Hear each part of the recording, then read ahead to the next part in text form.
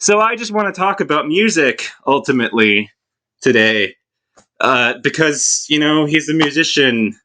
Ultimately, I'm a fan of what fuckboy Paul Joseph Watson would call boring, repetitive electronic music. Um, so I wanted to say something today in defense of quote unquote boring electronic music. Boring, repetitive electronic music, as those fuckers like to put it. Ultimately, I, I kind of, like, how do I put this? The synthesizer of all the instruments that are out there, there's a variety of them, but in the grander sense, I believe that the synth, like the Korgs, are some of my favorite instruments of all. You know, and my frustration is just that since those things are programmable, you can create sounds that you can't create even with anything else. And looking at how them and combinations with sequencers and all that stuff appear to actually work when they're programmed and everything, and getting my impressions of how all that stuff works, one man can actually produce playing all of his own instruments by emulating the other ones and getting enough sequencers to have the other instruments playing for him while he's doing this, and he can blend it together so that he's got all the reinforcement he needs via via his playing on the sequencers and everything, that just repeat the whole thing. My um my frustration is just that you can create a lot of very atmospheric music that it just feels like when you're listening to it, you can literally just like melt into it. You can have that effect take over an entire room. The effect of listening to that kind of music, it has a very strong effect on even the room that you're in. It changes it, it takes it over, it creates an entire atmospheric effect. And we all sit here like I'm sick of it. You know what I think that ultimately, since the synthesizer is easier to learn to play, what happens is that if you play like the electric guitar, there's going to be musicians out there that play the electric guitar. And I don't mean to dunk on the guitar. I mean, I love guitars. I mean, they're really great, especially electrics. But I love even the acoustics when they play the right stuff that I actually like. The truth of the matter, though, about this is just that there's kind of like a hierarchy, so to speak, in my mind of what kind of, and I know that I'm kind of usually against hierarchies, but since we're talking about music and we're talking about instruments, I don't see the problem with placing things inside, in the order of what you find, like what your favorite is and what your least favorites are. And I've got at least in mind what I think that the gold medal goes to and what I think the silver medal goes to, and I think that the gold goes to the synthesizer, so that's my favorite. And then followed by guitars, and then probably followed by something like like electric guitars, and then probably followed by like something like the piano and whatnot. But and then the wind instruments and such. But the thing that really drives me up the wall about this is just that if you get good at playing a synthesizer, you can get good at playing a synthesizer at breakneck speed compared to learning how to play a guitar. And because of that, what ends up happening is that since you can emulate a guitar on a synthesizer, an electric, basically, people get mad. Like they get just Hulk smash big mad from a place of jealousy because number one, like good synth music ends up getting super popular and a lot of traction.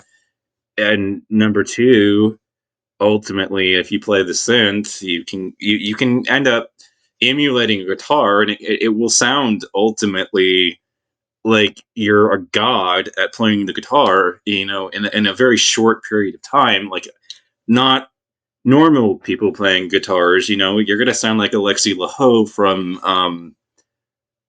how do I put this? Not from Children of Bottom, on, but you're playing a synth instead of a string guitar, because keyboards, like they're kind of like computer keyboards, and I know that computer keyboards have QWERTY layout, and then they've got Dvorak and everything. I've done that for a long time, but and when you get good at playing Dvorak, you can type a lot faster. But I still use QWERTY because it's what I'm used to, basically. But the Dvorak typers can do a lot quicker. But that's another topic. But I mean, when you input on that keyboard, you can do and type out at like something like, I average about 70 words a minute on those things, and it's impressive to a lot of people how fast that I can spit out text on a keyboard. And I guess you could say that my frustration though on this is just that you can learn how to play on the keyboard that's the piano, because it's very similar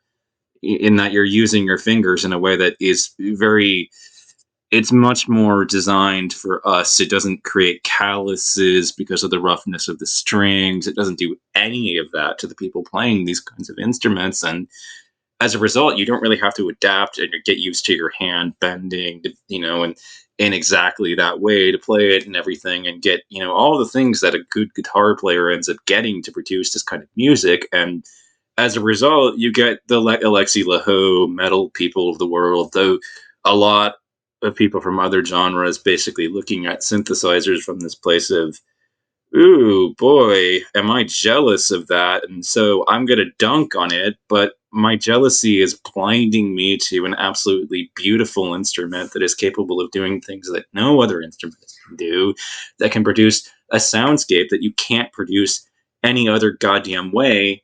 You know, so you people, you've been coming here to my station because I attack Upchurch. So I want to show you, me actually giving Upchurch a fair shot. Upchurch Broadway Girl. Let's just pull it up and see what my about this feeling. With Christmas. It's with Chase Matthews, who opens the song. By the way, and I already know my reaction to this. What I'm going to say is just that it's really like Chase Matthews is a better singer than Upchurch. Basically, like he opens the song.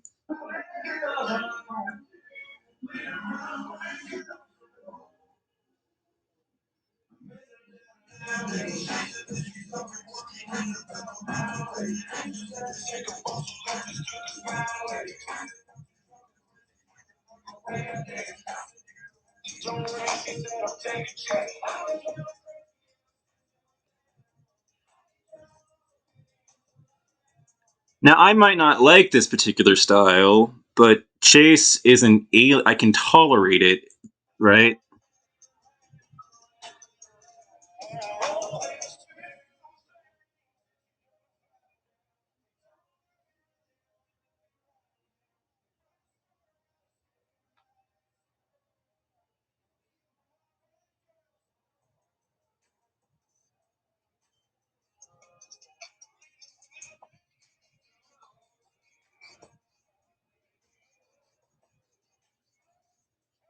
And then it starts. He comes in with this holla kind of thing where he wants to shout his own name at the start of the song to introduce himself to when he comes on, and it starts going downhill pretty much instantly in terms of quality.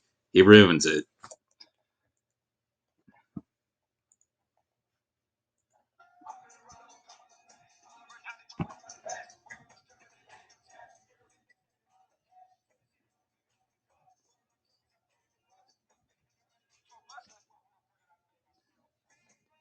What the fuck did we just witness ultimately in terms of sound? What is he doing there? It's this that he likes to do with his voice, that he just like, people seem to think that incoherent sort of thing is funny in a lot of his videos, where somebody's like producing noises that don't make any sense, and that's for some reason become like something that people see as funny. I like I the incoherency of it. It's like a joke isn't being told. It's just facial expressions and somebody making a guttural noise, and that's being displaced in terms of any structure that is actually a joke or not. But there isn't a joke being told. It's just a performance that people think looks visually funny. But where's the joke? Basically, we're supposed to laugh, but it's not funny. And he's gotten way too far off that, that tactic.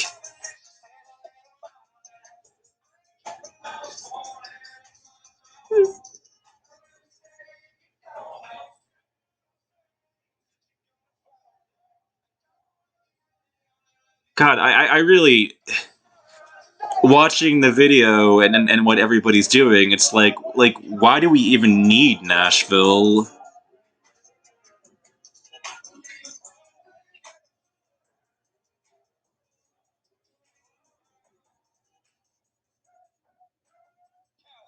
He can't help himself, can he?